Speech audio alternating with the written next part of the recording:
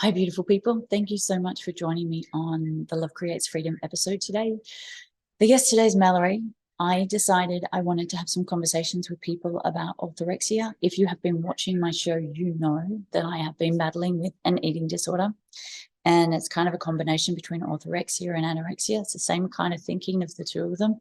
And also ARFID. So there are three different eating disorders all kind of meshed together that I've been dealing with.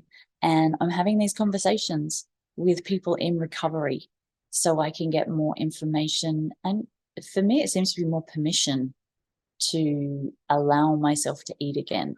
That seems to be where I am right now. So I hope you enjoy this episode. Let's get on with the show. I would really love to start. I know this is just jumping right in.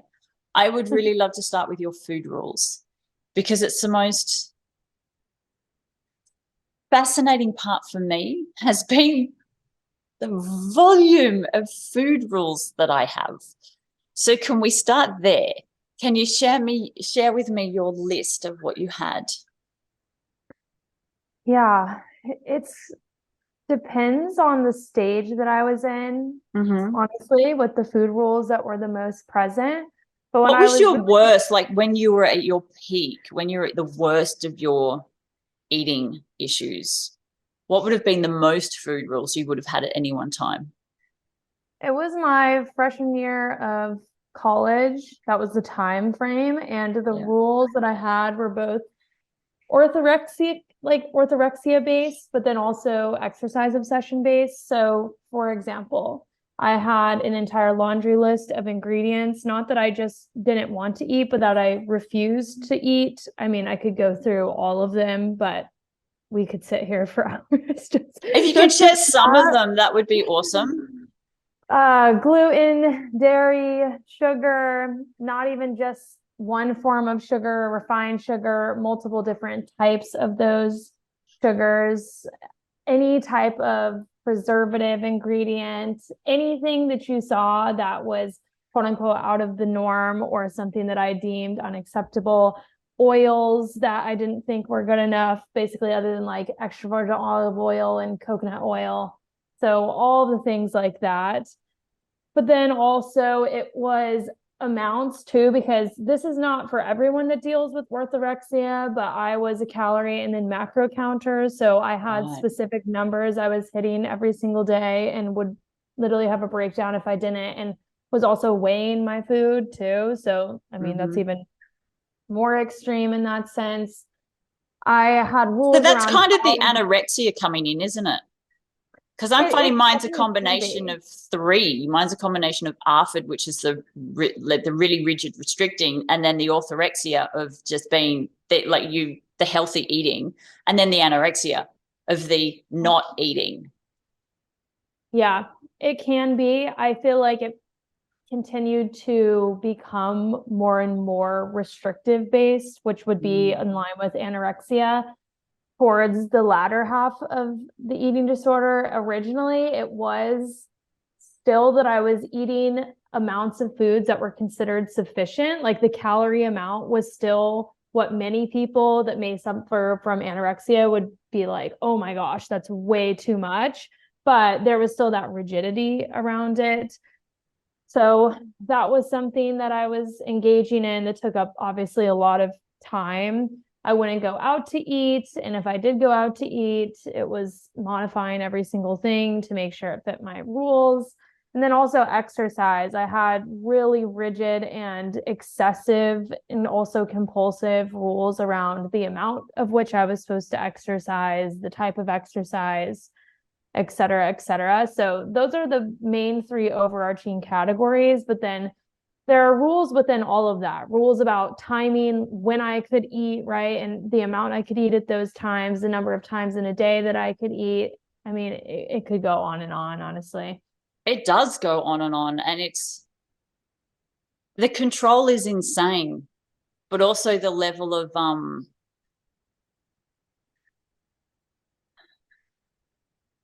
rigidity and the commitment. The commitment is I can't commit. So you did, obviously yours was exercise as well. I don't exercise. I cannot commit to an exercise regime. I can't commit to so many things, but food, I have a lot of people say to me, and I don't know if this was the same for you, but for me, and it could be my age bracket and the fact that right now everything is all about plant-based and healthy eating, but there's so much validation in the healthy eating. There's so much validation in, I guess, for you, for the exercising, because then you share with people what you're doing. They go, wow, you've got so much willpower. This is amazing. I don't know how you do it. I could never do that, but you are awesome for being so dedicated to your health, without people realizing that the dedication, while it may have been dedication in the beginning, something in the brain flips and it all of a sudden becomes an obsession. Exactly. And I had all of that same validation from when I was originally starting this during high school. And that was mainly connected to athletics, even. It was super praised to do that. But then also in college, how people would praise me for, as you're saying, being so disciplined, that they could never do those things, that they wanted to be more like me, without knowing, of course, as you're explaining, it was extremely unhealthy and obsessive. But that was a huge part of the healing journey that I had to go through, was those psychological impacts and having to work through the identity piece of that and not be so attracted to and reliant on that validation and praise. So we are going to get into that, because I want to hear how you unraveled that. But do you remember what the trigger was that started this for you, and what the thoughts were that you had? Like because obviously the brain of someone with an eating disorder is very different to the brain of someone that has never had an eating disorder. And nobody I know that are friends of mine have ever had eating disorders, so they don't understand. So can you share what you see now that you're in recovery to how you were before, those thoughts, and what the trigger was that started it for you? The trigger, I think, was a mix of a few different things. I think the first thing that I did not recognize at the time, but now retrospectively I know, is that I had yet to work through traumatic experiences, both specific traumas, but then also more just traumas at large that continued. And I have this slide I'm picturing in my head that I wish I could project for you all to see, but it's essentially how there can be those traumatic events that affect the way that we react, but then also there's ways that stress can just build so much over time where it starts to essentially overflow, and then you start to act in this specific way. So in that sense, I also think that outside of that specific traumatic event, I was dealing with just this overload of stress, because in so many other areas of my life, I was exhibiting such perfectionistic, controlling tendencies that I almost then turned to food and exercise as another way to perfect, quote unquote, something else, but also to control something consistently when I felt out of control in certain environments. So those were things. But again, as I said, I don't really feel I recognized that at the time. The actual trigger that I would have thought of that, quote unquote, in my mind at the time created my healthy habits, aka created my eating disorder, was that I had a trainer that told me to do a food journal. And he essentially just said, write down what you're eating and be mindful of it. And he didn't say in any way to do it in a really disordered sense. I don't think he should have said that, but still the way he promoted it wasn't like this super insane thing. But because I have such an extremist tendency, I took that, and then that became obsession. And so that was the point that really triggered the actual development of the habits going to the next level. And it was kind of a perfect storm.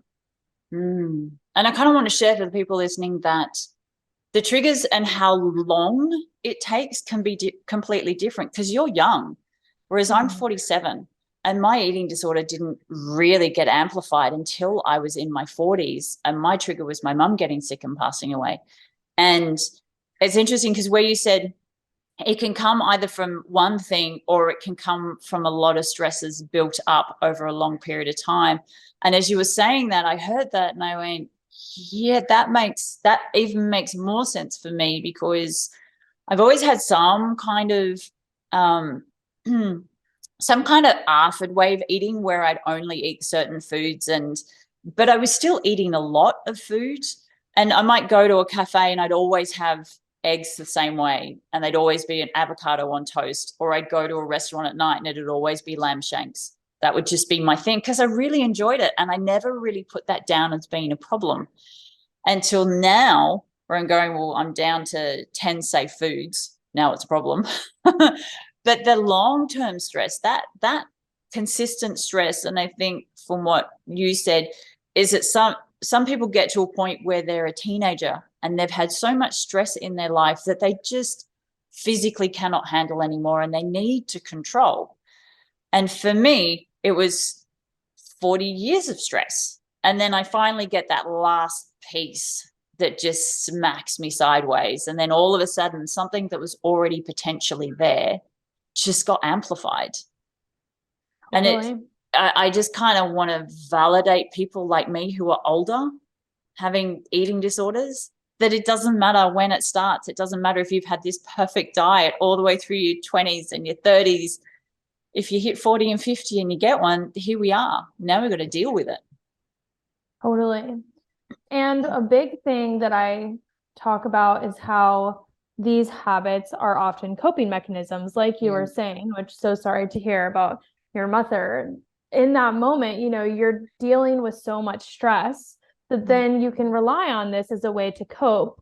And when we talk about that prolonged stress that you experience, when we deal with those stresses over time, at first we can cope with them in healthy ways. We have a toolkit that feels usable, but there can be this certain level of stress where it's just too much. And we have this kind of breakdown of, even if you have the healthy ways to cope, it's just not enough. It's too overwhelming. And you may need to add in other things, or you would need such an excess of support. And it's just a very complicated equation to think about when it comes to all of this stuff. So I agree with you 100% that there should never be any self-judgment around when this occurs or why it occurs, or if there's not the specific triggering event, because that's just not how this stuff works. It's super complicated and it can be different for every single person. It really, really can. So where do I want to go with this now? Did you have a moment where you realized you had an eating disorder and then you went, I'm done? Those were two separate moments for me, although for many people, they're much closer together. For me, I realized finally that I had an eating disorder my second year of college. So I really developed it my junior year of high school. Didn't realize it until around my sophomore year of college. So it was like 3.5 years almost. Once I realized it, I kind of took a few actions maybe to work on it. But realistically, a lot of the actions I was taking were not healthy. So as I said before, in college, had my most stringent habits. So I was breaking some of those stringent, quote unquote, habits by doing things like going out and drinking, or like binging and stuff like that really wasn't serving me. I had a period of time where I went abroad for a summer that I really worked to break these rules, but then I relapsed. So I only explain this because of the fact that there were a lot of trials and tribulations for me. And if your journey isn't linear, don't feel bad about it. Then I got to a point where I had this is enough, and this is enough moment, I should say. And it was also not glamorous at all. I essentially was at such a breaking point with my mental health that I was having really adverse physical reactions. Wasn't just related to my eating disorder, but to the point of perfectionism I had driven myself to. And so there was really not a choice, because the things that I had prior been able to maintain, such as grades or relationships or whatever it was, they were disintegrating. And so I recognized I couldn't keep doing this anymore. And so that was the moment when I finally decided to say enough is enough. I don't know if you would call it a decision. It was kind of forced, but it happened. So then I want to start going down the path of recovery, because this is kind of where I am now. Just to put it in context for you, I, up until about 2 weeks ago, was restricting quite heavily. And then I had a call with an amazing man, Rich Life, who has had orthorexia, and he's now in recovery. And in that conversation, I found the permission to be able to start eating again. And I'm eating a lot more. And randomly, I was at the beach the other day with my daughter, and I just talked to her. I said, how about we go and have Thai? Let's go and have a curry. And I haven't had a curry for over 10 years. So it's a big thing for me because, as you would know, well, it's got white rice in it. It's got vegetable oil in it. It's not organic. It's got God knows what else in it. But we went and we got the curry and ate it, and I survived. And I've been incorporating, for me, it was looking at what did I eat before the eating disorder kicked in? Because obviously you may not have had this, but I obviously had 20 to 30 years of eating food without having an issue, or even 40 years. So it was, what did I eat before this kicked in? And then I've been able to very slowly bring that back in. But there's still this element of, like, I still don't know how to bring everything in. I watch people like you and other people that just have this freedom around food.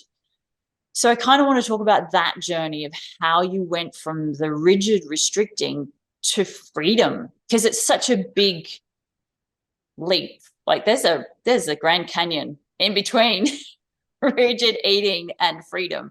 So can we kind of start talking about how did you start dealing with that feeling of not wanting to eat, and then the thoughts that were also telling you not wanting to eat? What did you do in the beginning to stop that from controlling you?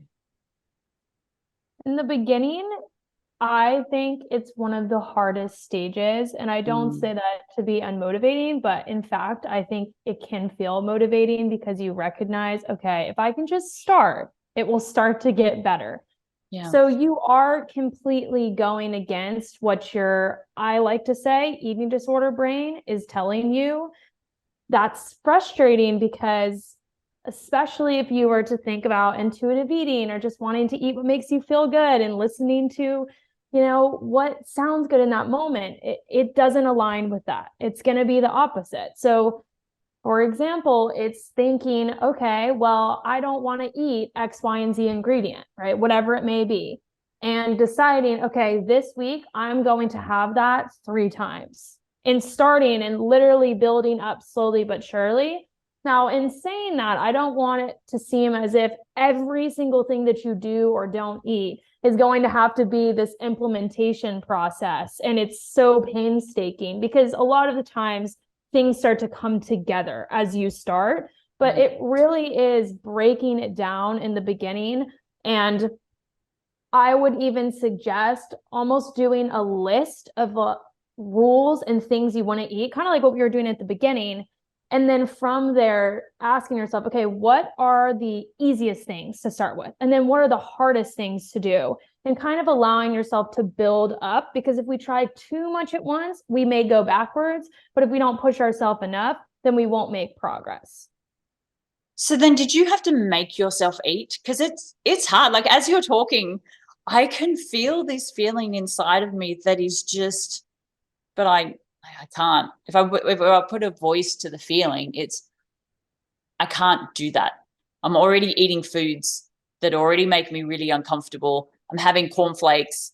I bought cornflakes for the shops that were gluten-free because I have to be gluten-free, but weren't organic.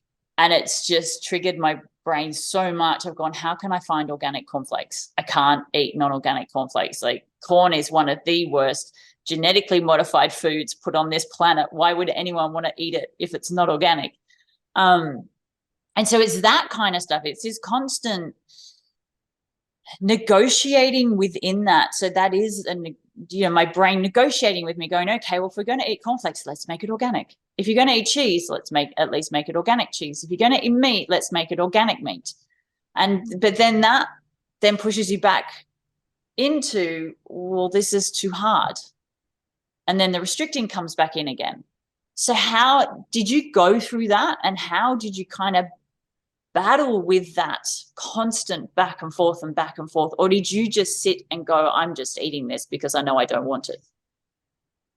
There's definitely the negotiation, which is why this is so hard. We were speaking about this a little bit earlier when you were saying how the brain of someone that struggles with an eating disorder is very different than the brain of someone that doesn't. And that just could not be more true. And I don't think people can fully understand it. But there are studies out there that explain how when someone struggles with something like anorexia, and I imagine this is similar with other eating disorders, but this study is specifically in anorexia, their pleasure pathways are completely flipped from what a normal person's are. So when a normal person eats, it releases happiness, right? Like serotonin, they feel so great. That process actually changes for someone that restricts food, so that when they restrict, they get that same pleasure, happiness release. And so we're not just fighting against a voice, we're also fighting against really ingrained patterns in biology that are at work, in our body. And I say that again, not to be unmotivating, but to be validating that it's not just as simple as saying, I'm just going to eat this. Like, it is hard. But with all of that being said, I think there's a few different things that come into play that can make this a more simplistic or at least possible journey, which number one is starting with things that feel more doable. I know I said that a little bit, but I do think that's really important because you can build confidence over time. So let's say for you, if organic versus non-organic is like a huge fear, that may be a really hard place to start. It may be easier to start with something different that doesn't feel quite as challenging. Now, number two, you really need that information that will help to refute the eating disorder thoughts. So that's a big part of how I work with people. And a lot of the people that work with me, they're very logic based, which I could hear you logicking through all the reasons why you needed to eat the the organic cornflakes.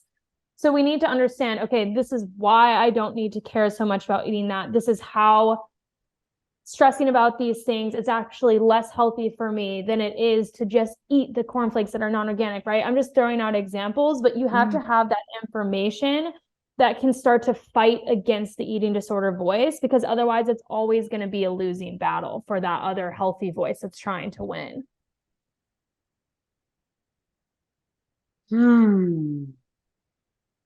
So what did you do? Like, how was your journey bringing food back in again, and that negotiating aspect, and allowing yourself one day to sit down and maybe it's sit down and eat hot chips, or it's sit down to eat a hamburger, like something that is just dripping in a world of fat, especially when you're calorie counting. How was that for you?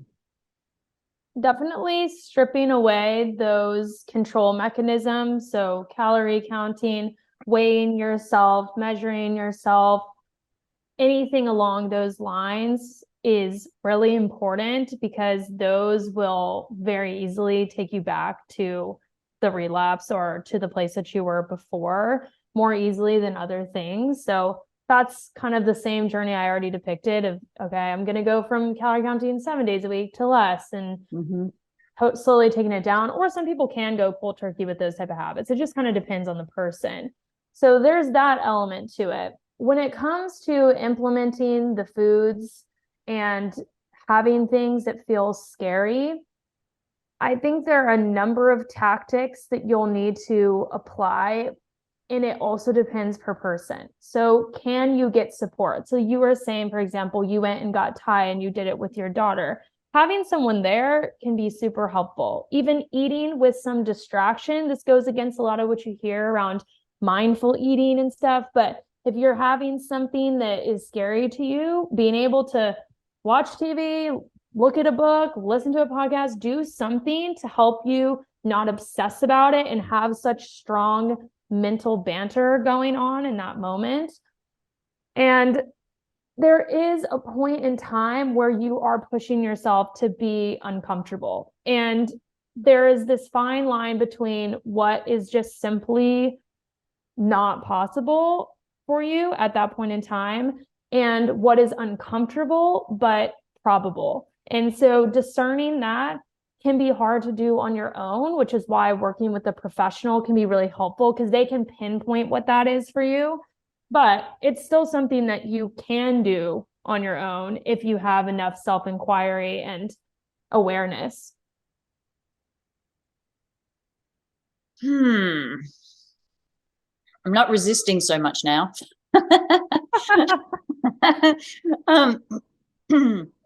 Because I can really get that, like you said, that there is this point of discomfort, but then there's this point of I physically cannot do it. I physically could not walk into McDonald's and buy a hamburger. Like, that is just so far away from my comfort zone, because I mean, I haven't gone into McDonald's since I was a teenager anyway. But because for me, the healthy eating, the organic food, only eating organic has been a thing for 20 years. So to even give that up is a challenge. Although even though I did eat mostly organic through my 20s and 30s, there were still these moments where I would go to a cafe or a restaurant and obviously not eat organic and not have that fear, which is kind of why for me, I'm looking at, well, what did I have in place before this started? And what were my food rules? I think for me, it's challenging because I have to restrict anyway. So I'm already having to restrict the gluten. And then I'm already having to restrict the dairy. So when you have to restrict food and you're trying to get past an eating disorder where you don't want to restrict food, it's not as simple as just walking into a cafe and going, well, I'm just going to have a sandwich. It's, well, I need to walk into a cafe. Do you have gluten-free bread? If they don't, then you've got to go to another cafe. And it can be this struggle of being uncomfortable, but then there are also some, I absolutely can't. I can't sit down and have normal white bread. I think things would be easier if I didn't already have to restrict so much. And then where we live, there's not really anything that's gluten-free where we are. So for us, I can't really go out to a cafe and sit down and eat. I have to drive for an hour into a bigger town so we can get more food because we don't live in the city anymore. I'm interested to hear, because you deal with clients, I'm really interested to hear how you support them, or what you've seen in your experience of people introducing those unsafe foods and that uncomfortable food. Like, what are some examples that you could maybe like to give that share how people have gone about introducing those unsafe foods back in? What things did they specifically do? Or what do you suggest? Do you suggest people talk to themselves and renegotiate with that voice in their head constantly? There's a lot of different techniques that we use, and they definitely are catered to the client. So most of the work that I do now is in a group coaching setting, but in that setting, we also do goal setting for them every single week. Mm-hmm. So I look at what they are doing in terms of the foods that they're eating, the foods they're not eating, the amounts they're eating. And then I'm giving them recommendations that, from my perception of what they've shared, seem to be not only a challenge area, but something they could initially work on. So, for example, that could be, I don't eat bread. I'm just going to use that example. Mm-hmm. And so we're going to say, okay, this week, 3 times or 2 times, sometimes it's even 1 time. If they are really afraid, let's try to have bread. At first, it can be any type of bread you want. In my ideal world, this is not some seeded, multi-grain, gluten-free health bread, right? That's not what I'm going to want them to choose. But the realistic conversation that we're trying to have is, we are just starting. We are wanting it to be anything that it can be. So if it's that, then that's fine. And then we would increase that amount. And then over time, we would hope to shift that into a different. Sorry, my internet's dropping out. There's wind outside. Oh, shoot. Starlink, it's supposed to work, but if there's wind, it drops out. Oh my gosh. Is there a certain place that it cut out that I should start? Yeah, so you were talking about bread, and even though you have the seeded bread, ultimately that isn't where you would start. Yeah. So essentially, when we're implementing a goal of trying to have bread, even if it's the seeded bread that you're starting with, that's not our end goal, but we would start with that, build on that, then change the bread, and then maybe even have it multiple times a day, right? So you can see that progression. But when it comes to the conversation and that mental negotiation, the tools and techniques are a little different for everyone. A lot of the time, it's the stuff that they're learning in our group calls that are helping them. So, for example, that could be that they now know how our body really thrives off of carbohydrates and that it needs that to feel the most fuel.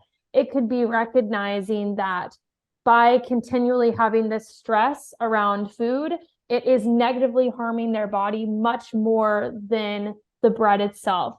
It could be recognizing that the constant pursuit of this smaller body that they desire is only leading them into having horrible mental health and having to literally write out a list of all of the pros that could come from freedom versus the cons that they're dealing with now. So a lot of it does come back to that person's greater fears and what is really preventing them. Is it weight gain? Is it fear of health consequences? Is it trauma, right? What is it that's contributing so that they can combat that voice the most confidently? So for me, and I know a few people that I've talked to, the trigger has been the fear of death, the fear of dying.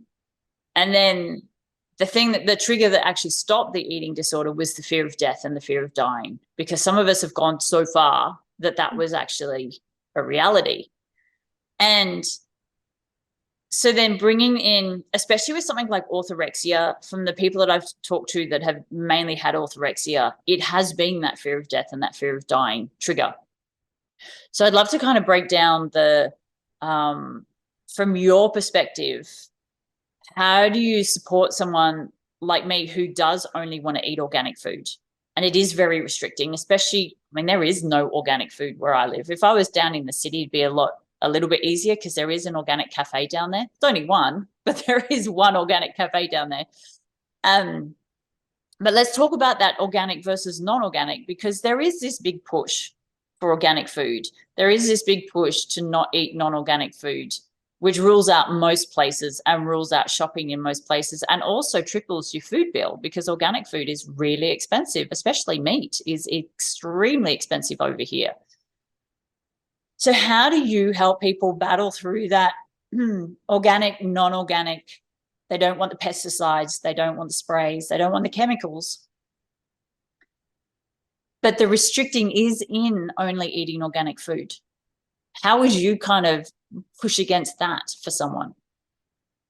I had that organic obsession as well, and would only at a certain point in time, similar to what you're saying, break that if I was out to eat or something. And that was kind of before the extreme eating disorder.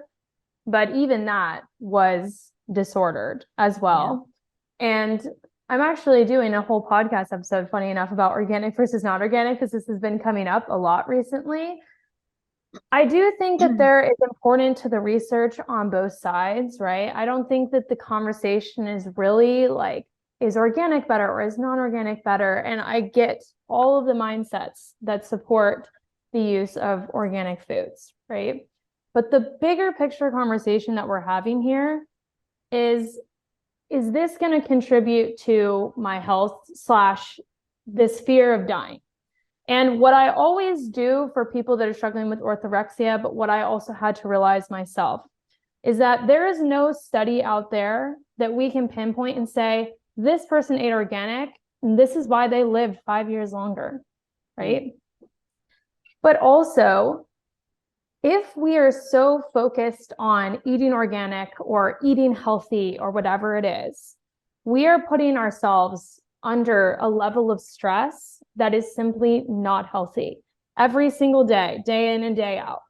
And the most strongly correlated studies that we have that look at cancer and health and longevity all say pretty much 1000% that the level of stress that you are enduring in the day to day, but also throughout your life, is one of the biggest predictors of your health.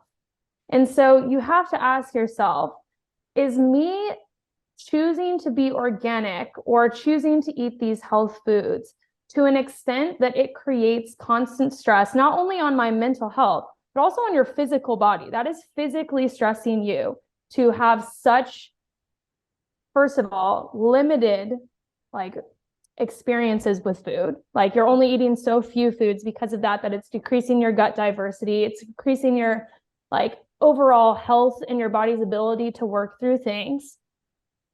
But it is also ultimately taking away from your experiences too.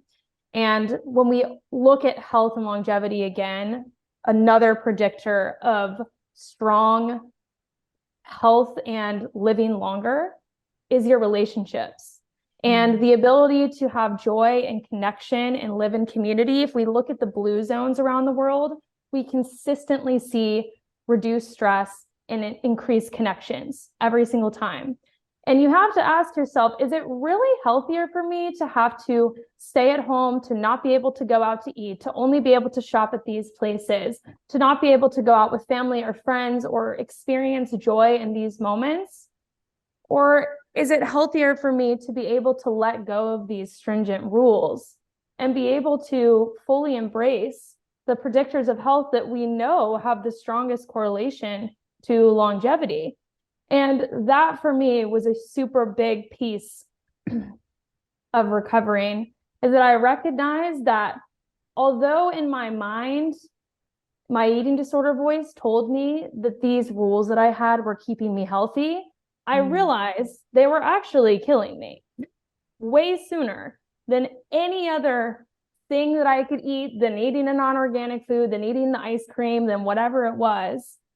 Because not only was I so mentally unhappy, I was also physically exhausted and constant stress, and the joy that I got from life was very diminished. And that was the biggest kind of clicking moment for me. So then we have to have a conversation about the trauma then, because a lot of that I found comes from the trauma.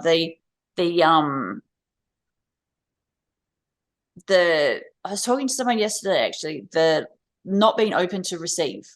And this is where I'm linking everything together, is if you're not open to receive the friendships, if you're not open to receive the connection, if you're not open to receive the love, because, and I put this is really for me, but I think most people that have been through any kind of trauma, which is almost everyone that's got an eating disorder, is that we stop wanting to receive.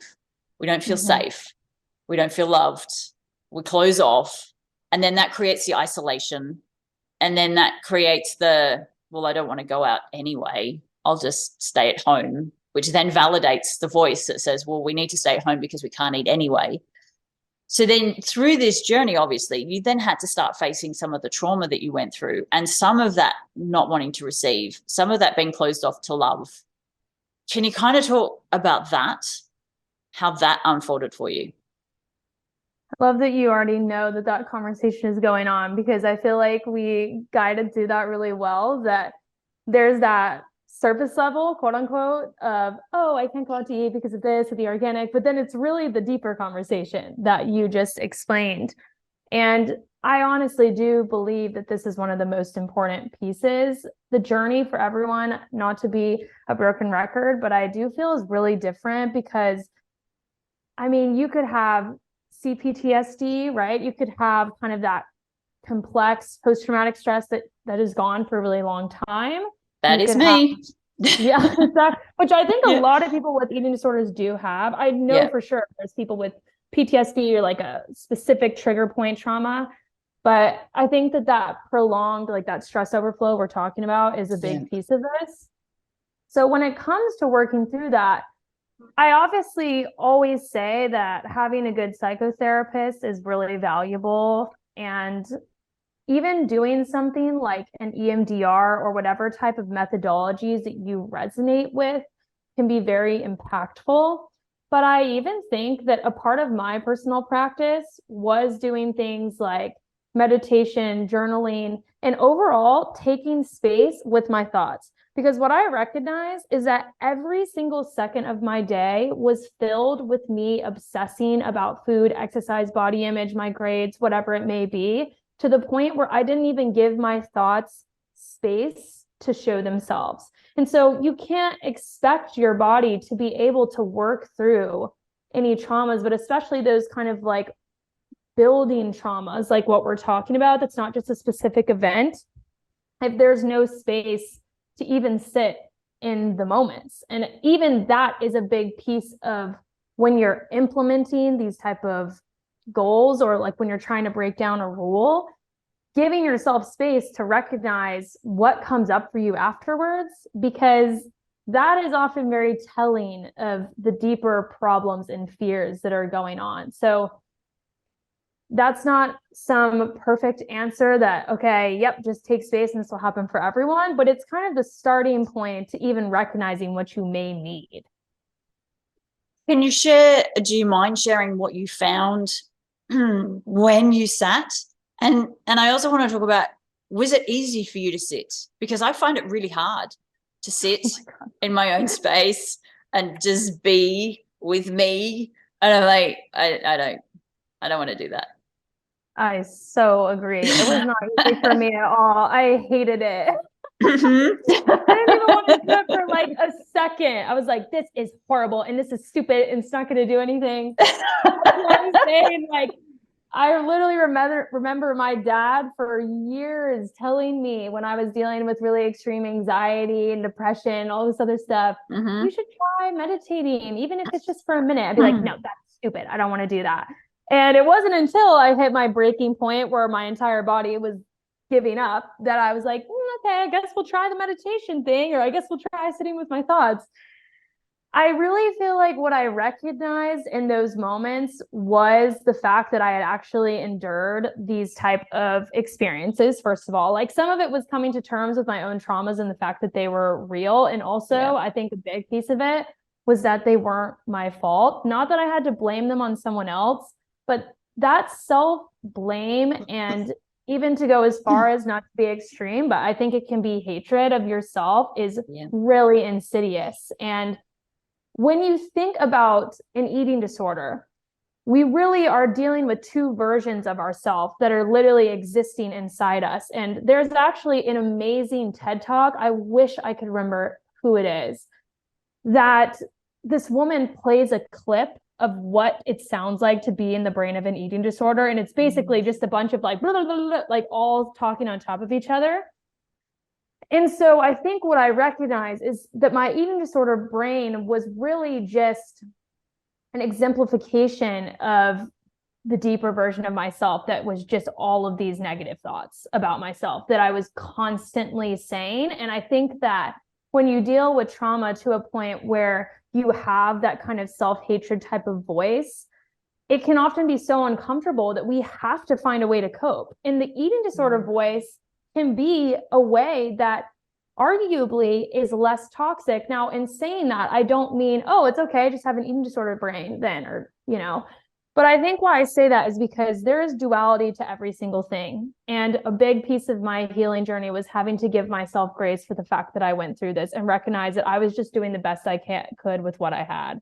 But then going through what many people call the inner child work, but you can really say whatever it is that resonates with you, of recognizing I am not this 15 or 13-year-old girl that needs this protective mechanism anymore. I don't need to be doing these habits. I am able to do things differently. I have the power to embrace new coping mechanisms. I trust that I can love myself again. And I know that sounds kind of silly, but it doesn't sound silly at all. It sounds like exactly what people that are stuck in this eating disorder hell need to do. Well, that's good. I think sometimes when we get into that type of self-love talk, people will be like, oh, that's just so foo-foo or whatever it is. I'm like, you can say it however you want. You don't have to say self-love.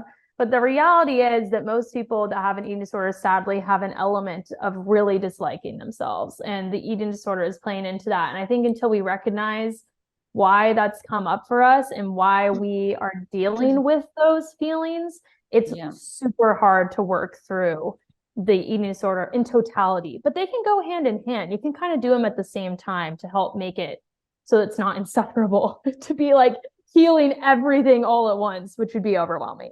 For me, it's been sorry, I had dairy. I was checking to see if dairy would work for me because it makes me really chesty and mucusy, and it doesn't work. And that's what this is. It's me going, well, I've just had a little bit of dairy each day for the last 5 days, and now my body's going, nah. I will we don't want the dairy. That is a huge piece, though, of implementation. I was at the point with dairy where when I had it, I could feel, no joke, like a throat swell. Like it was that extreme. And I can eat it without problem every single day. There's both the physical piece of this that can be that when we take something out, our body actually doesn't know how to digest it the same. Yeah, that the microbiome in your gut. Yeah. But when you add it back in, if you give your body time to physically adjust to it, it will become used to it. But then also the mental piece can convince us of anything too.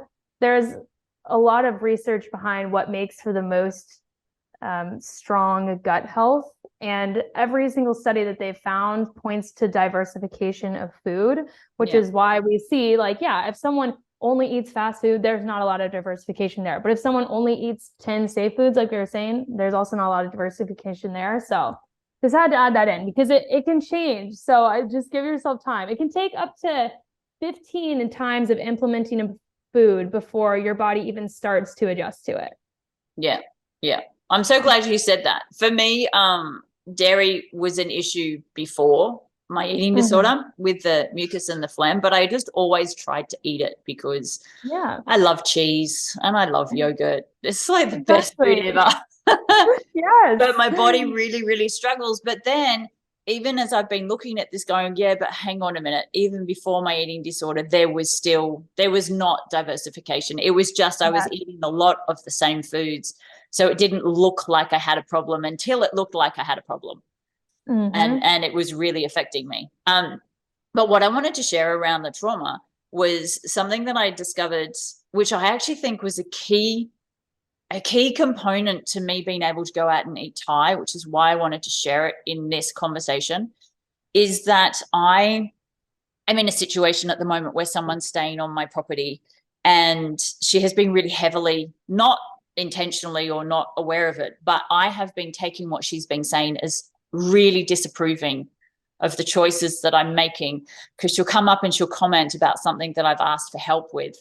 And it's about a week and a half ago where it just all blew up and I lost my shit.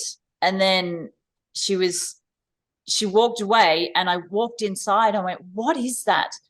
What is she making me feel? And I looked at her, I said, I'm feeling complete disapproval. Like that was the trigger.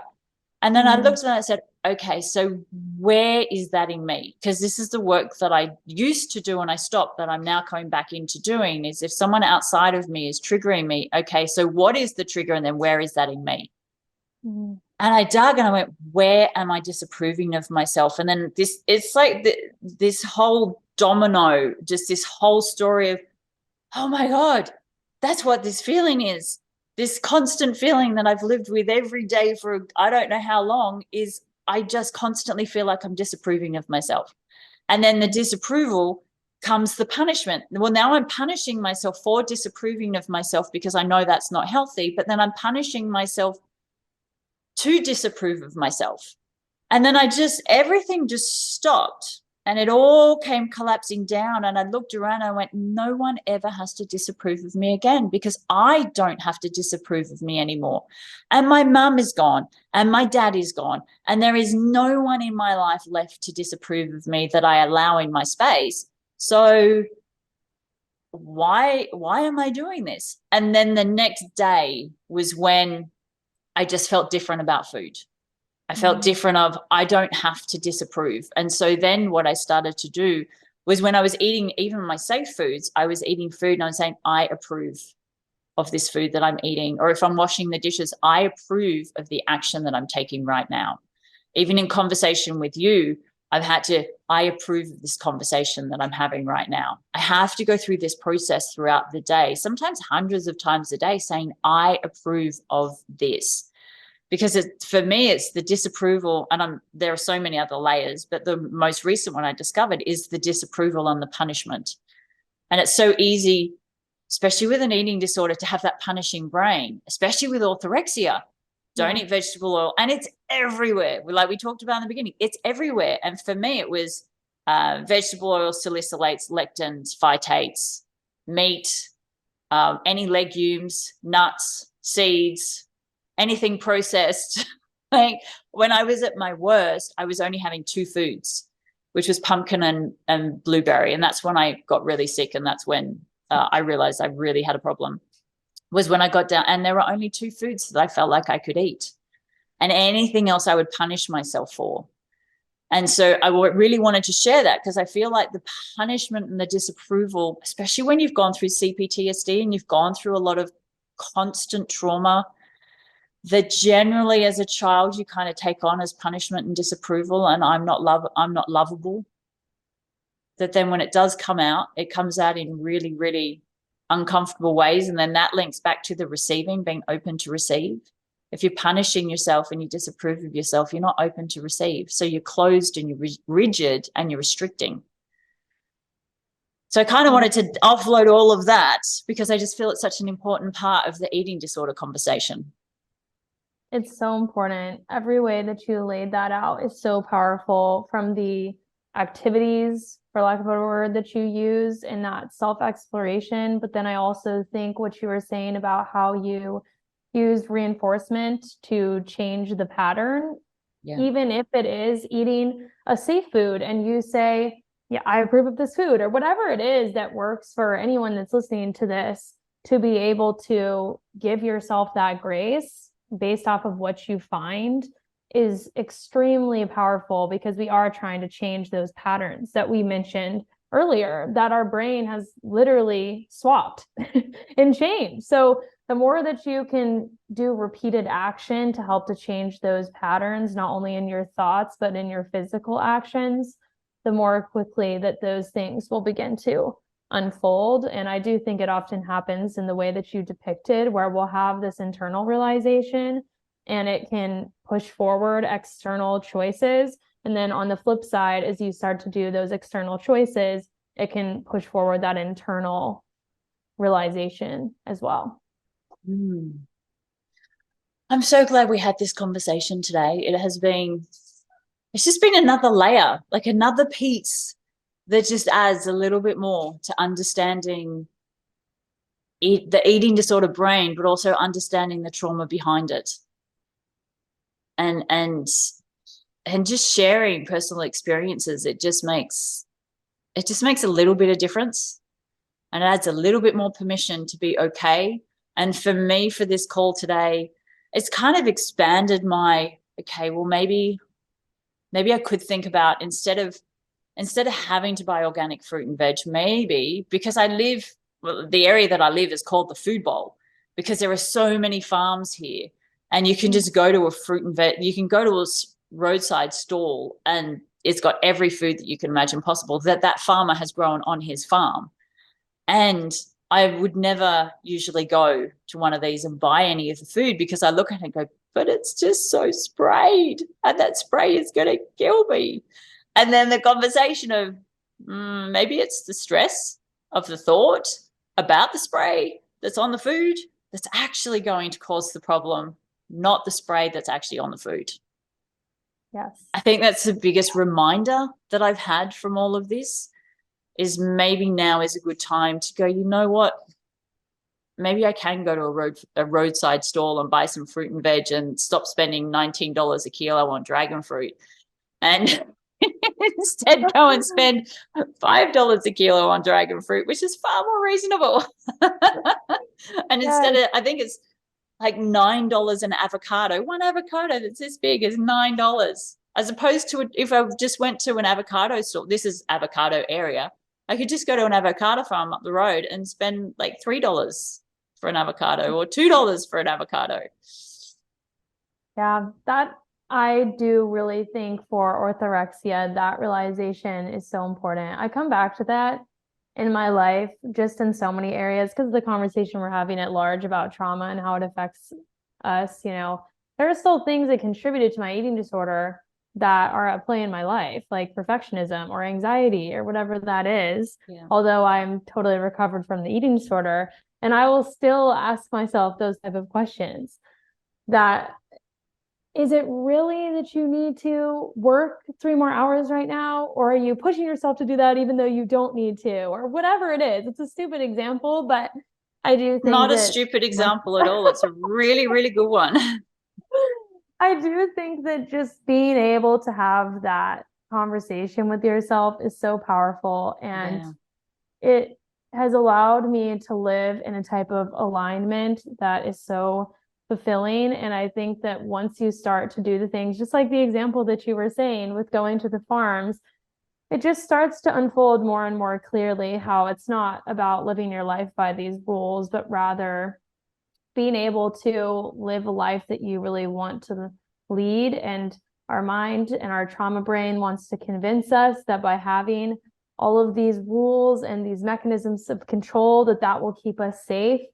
But when you actually start to be able to let those go, the amount of safety and comfort that you can get and the agency that you get back in your life is so enriching. And that type of motivation, I think, was something I wish someone had told me when I was struggling. Of when you get to the other side of this, it's not like you're not doing anything in your life that you enjoy anymore. It's not like you lost every part of yourself that was associated with this ED or with these perfectionistic tendencies. It's just you actually get to find the balance and live a life that is so much more fulfilling. So hopefully anyone that is listening knows that they can have that on the other side. It doesn't have to feel like they totally lose themselves or anything that they value. Yeah, I get that, because that is definitely a fear for me. That is definitely a trigger, because organic food is something that I've valued for such a long time. It's been 27 years that I've valued eating organic. So do I really have to give up that value? But the value isn't the issue. It's the restricting and the starving. So going out and being hungry and going, well, I'm not going to eat because it's not organic, as opposed to going, well, I value organic food, but there's no organic food around, so I'm going to eat anyway, knowing that this food is also okay. And when I can eat organic food, well, that's then when I'm going to eat. So there's 2 very different ways of looking at exactly the same thing. And one is healthy and one is extremely damaged.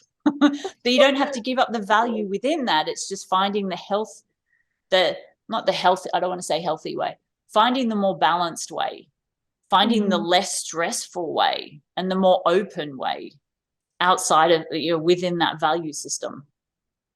Yeah, because those things contribute to who we think we are and our identity. Yeah. And that was something I struggled with the most with exercise, but it can be anything. So it could be organic for you and something totally different for someone else.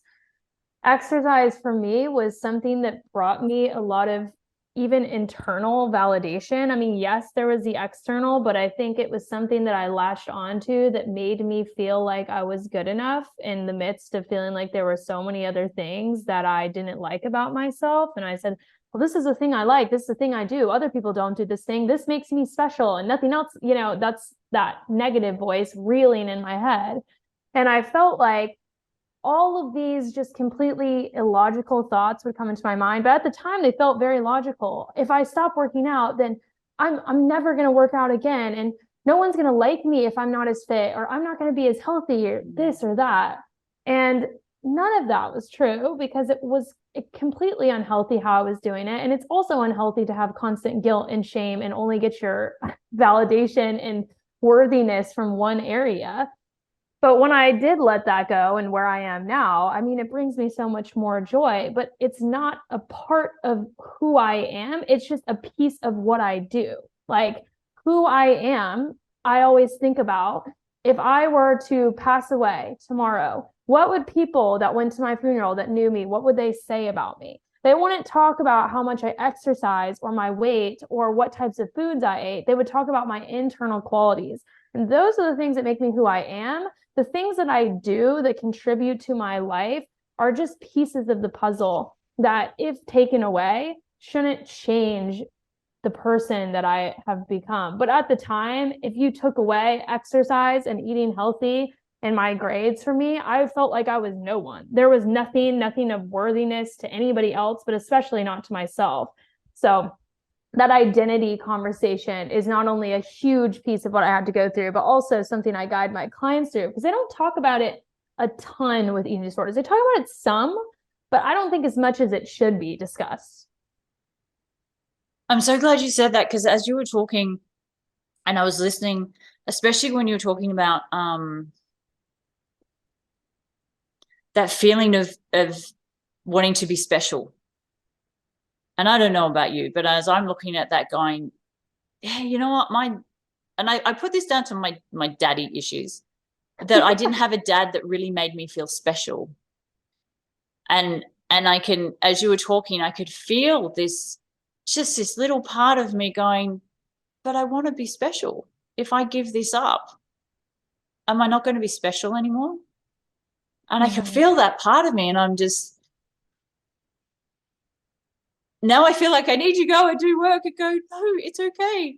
I am, and talk to that part and connect with that part of me that is doing this because she doesn't feel special. And like we talked about at the beginning, the validation for orthorexia, especially the healthy eating aspect and the plant-based eating aspect, is so huge that if you have a part inside of you that doesn't feel special, and it all of a sudden latches on to something where for you was food and exercise, and for me is a restricting food, and it feels so special in that, it's kind of, well, who am I if I'm not this? Where am I special if I'm not this? If I give up organic food, and then I can't say, when I meet people and we talk about food, which inevitably comes up when you have an eating disorder, and I say, oh yeah, I only eat organic food, and they go, oh my God. There's so much special and importance in that. And I'm so glad you said that, because it was a piece that I didn't even realize I had. Was, who am I if I'm not special in this eating disorder? Yeah, sorry I cut you off, because I loved everything that you said so much. And this can be taken to such an extreme, just for everyone to kind of visualize, people that you see that are the stereotypical quote unquote anorexia, right? Even they feel that. Everyone else could be looking and think they look so skinny, they look so bad. And there is this really strange attachment that comes to that, of that attention and that validation that you get from being in that space. And if we take it back to CPTSD, or just family environments or friendship environments where you don't feel like you are noticed or feel special or feel validated and taken care of, it's natural to want to seek that out in other areas. And if you never find that, then you almost have to do it on your own. But then there's the other side of it too, that I think was something that was both extremely powerful and extremely painful for me to recognize, is that ultimately, because I didn't feel as if I had, people in my life that were seeing me as special as who I was, I then thought, well, I could do these things that societally are accepted as impressive, and I can put this up as this protective mechanism and this front,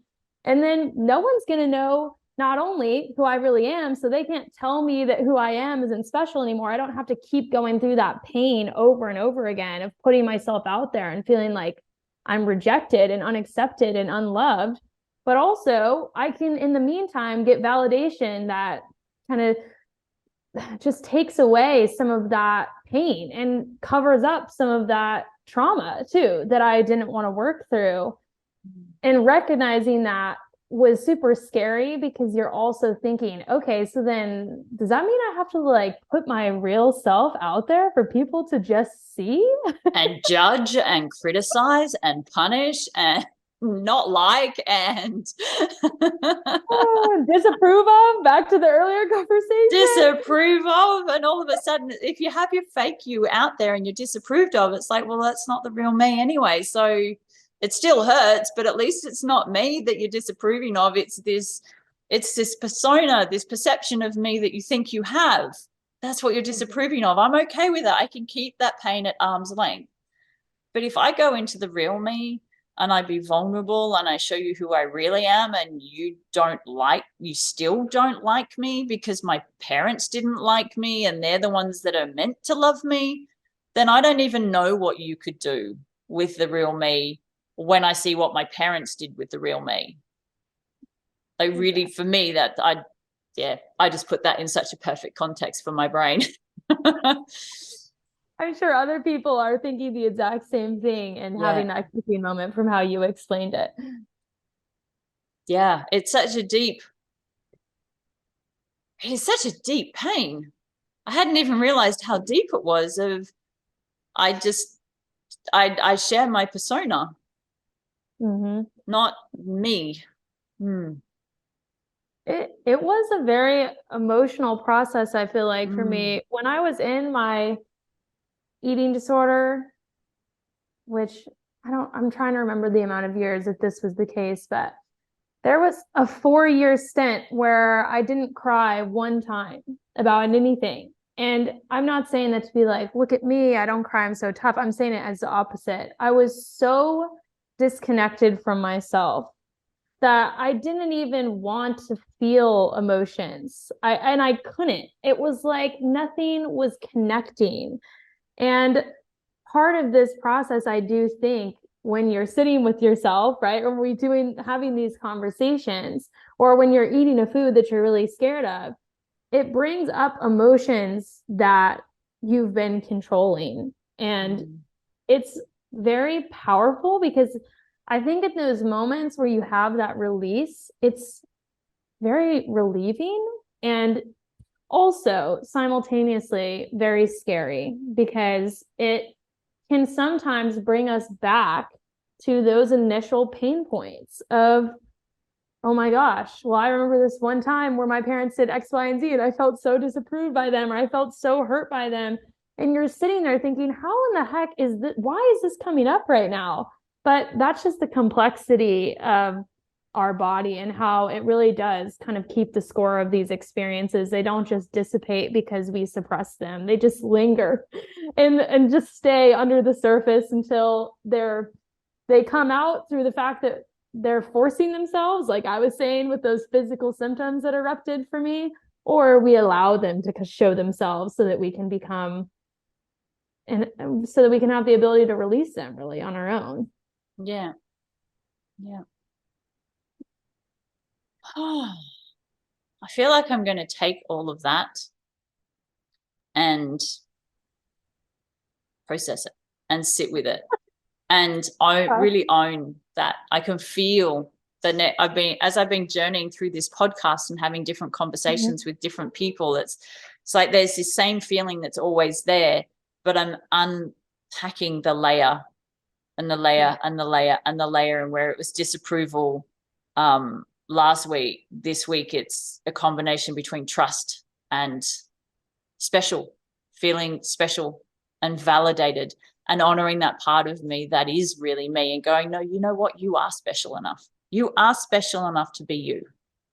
That's not a conversation. You are special enough to be you. And that's what I teach my daughter, is I'm constantly reminding her that just the fact that you breathe is enough reason for you to be valuable on this earth and to be special and to be worthy of being honored and loved. So I'm teaching her everything that I didn't get But I'm really sitting in that feeling now of, yeah, I can see I need to really sit in that feeling of being special just for being me.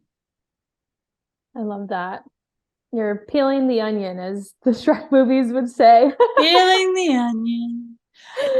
This has been so amazing. I'm so glad that you responded to my email. I am really, really thankful that you took the time today to talk to me. Thank you so much for having me. It was so wonderful to get to talk about all of these things. Yeah. Is there anything, and you don't have to if you feel like you're complete, but is there anything that you want to add that you feel would complete this conversation for you? I think the thing that I always share is just the fact that every single person that comes to me, and I've worked with almost like over 200 women now, every single person that comes to me, to some extent, they always feel like they're the exception. They feel like nothing's quite going to work. They've tried all these methodologies, or they just don't know how they're going to do it, or they're just so different and no one will understand them.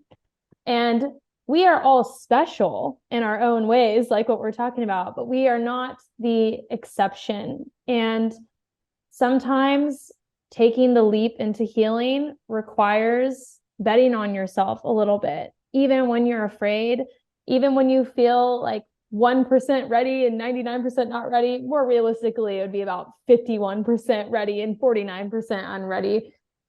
But if you can find community that understands you, if you can just start, you will show yourself that you're not the exception, because the entire idea that you are the exception is a self-fulfilling prophecy that we create by continually acting as if we're the exception, and therefore we never end up being able to break the pattern.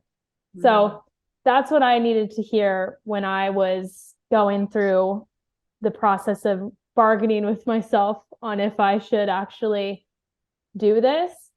And the only other framework that I would share is using the lens of grief can be a very powerful toolkit to conceptualize the emotions that you're experiencing along this journey. It's not saying it's comparative to losing someone in your life, but if you are feeling really lost as to why stuff may be happening in the way that it is, sometimes referring back to that and remembering that you are losing a piece of yourself in a way that we're trying to let go of, it can feel quite clarifying. And that was another time in my recovery that I feel like things started to click and I felt a little bit less overwhelmed and more clear in how things could unfold. So those are the last things I would share. Thank you. Thank you. And the grief it's a big piece. It is a big piece because you are grieving the loss of a part of who you were, and also grieving the loss of a part of who you haven't been as well. Yes. 100%. Thank you, ma'am. This has been so good. Thank you so much for having me. Such an enlightening conversation. I hope that it's helpful to your audience. And if you share the link with me, I know my audience will really resonate with it. Yes, I definitely will do that. Amazing. Thank you so much. Thank you. I always get to the end of these conversations with this kind of feeling that there are no words to express how I feel about the conversation that I just had. Because all these conversations are going into such unrealized places within me that I come out and I sit here and I have no words because I'm in the feeling, and I'm feeling the hurt, or I'm feeling the sadness, or I'm feeling the pain, and I'm actually okay with that. I don't expect to come out the other side of one of these conversations feeling all happiness and joy and rainbows and fairies. I'm okay with coming out and feeling the pain from the situation, because it's the pain that has created this problem for me in the first place. So it's the pain, going through the pain and feeling the pain, that's actually going to move me out. And this conversation with Mallory, it really is that special, that part inside of me that has no feeling or belief that she is special, just the way she is. And also the food aspect, the organic versus non-organic, that's a really big piece for me, because I didn't always eat organic. I ate organic when I was at home as much as I possibly can or could, but then when I went out, I wouldn't. I would happily go to a cafe or a restaurant and have a cake or buy something. It wasn't an issue for me. And so that is a big piece of the puzzle. And Mallory's right, that it's the stress of not eating the organic food that is probably causing more of a problem than not eating the organic food all on its own. Yeah, what a great call. I'm so thankful to Mallory, and I'm so thankful for you for taking the time out to listen to this conversation and to be part of this journey with me. It's such a deep journey, and I feel for anyone that's going through it, but I'm so glad that there are people out there that are willing to have a conversation with me as I go through this, so then I can share that with you. If you want to connect with Mallory, all of her links are in the description below. So please make sure you go and check her out. She's amazing. I have been following her YouTube journey for a little while, and yeah, she is a wealth of wisdom. I would highly recommend going and watching her videos and reaching out to her if you want support. Like she said, she does have a group program. So if you feel like you need that support and you need to be in a group of women, then go and reach out to Mallory. She is, yeah, that was a gift. And I would definitely recommend her. Make sure you subscribe and like this channel, and also make sure you like and subscribe Mallory's channel as well. If there's any questions, or if you want to share what you got out of this call, please do so in the comments below, because I do read them all and I really appreciate every single comment that I get. I think that's it. I'm done. Thank you for watching, and remember, you really are truly appreciated. Mwah.